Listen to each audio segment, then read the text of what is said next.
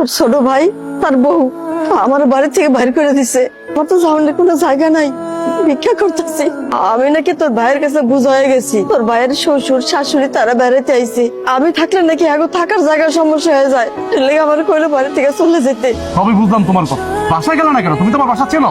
আমি চাই না আমার লেগে তোকে ফ্যামিলিতে আবার অশান্তি হোক, ওরা ভালো থাক, আমি এইটাই চাই। আমার নিয়ে কোনো চিন্তা করিস না বাজার। তোমার পাইছি আমি এতদিন পরে, এখন আমার বাসা চলো। বাসা যাবে মানে? আর বাসা যাবে কেন যাবে? তোমার মাকে কি এমনি এমনি বের করে দিছে তোমার ভাইয়ের বউ? নিশ্চয়ই কিছু করছে, আর নাহলে অকারণ তোকে বের করে দেয় না।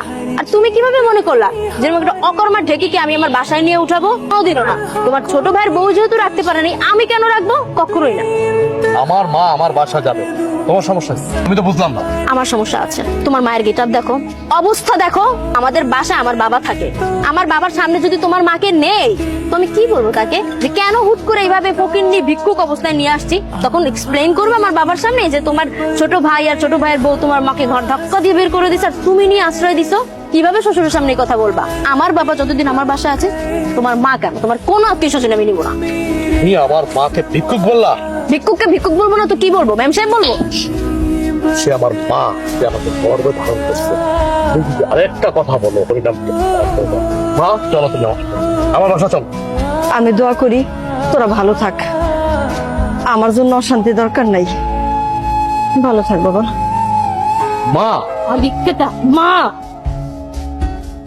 তোমার এত বড় সাহস, তুমি রাস্তাঘাটে আমার গায়ে হাত তুলছো, তাও আবার তোমার ওই গরিব ফকিন্নি মার জন্য। দেখো, মুখে লাগাম দাও। আমি বলতেছি মুখে লাগাম দাও।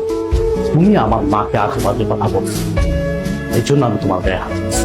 আমি কি মিথ্যা কিছু বলছি? হ্যাঁ, যা সত্যি আমি তাই বলছি।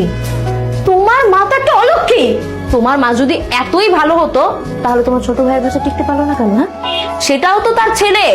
তোমার ছোট ভাইয়ের বউ কেন তোমার মাকে রাস্তায় বের করে দিল? হ্যাঁ, নিশ্চয়ই কোন আকাম কুকাম করছে, আর না হলে চুরি করছে হয়তো বা, এই জন্যই ঘাড় ধাক্কা দিয়ে বের করে দিছে।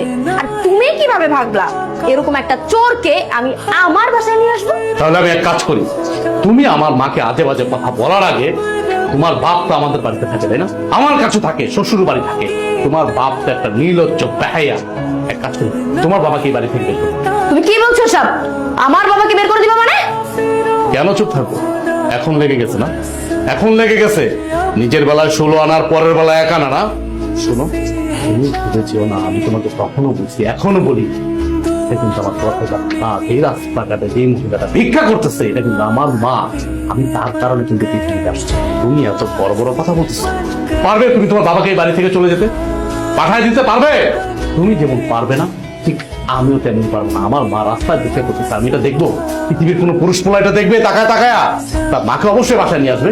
তোমার মা তোমাকে জন্ম দিলেও আমার বাবা কিন্তু তোমার মায়ের থেকেও বড় দায়িত্ব পালন করেছে। হ্যাঁ, ওই ছোটবেলা থেকে সন্তানকে বড় করা এটা আহামরি কোনো বিষয় না, কিন্তু তোমাকে কিন্তু আমার বাবা চাকরি দিয়েছিল, যার কারণে তুমি এখন পর্যন্ত এই শহরে টিকে আছো।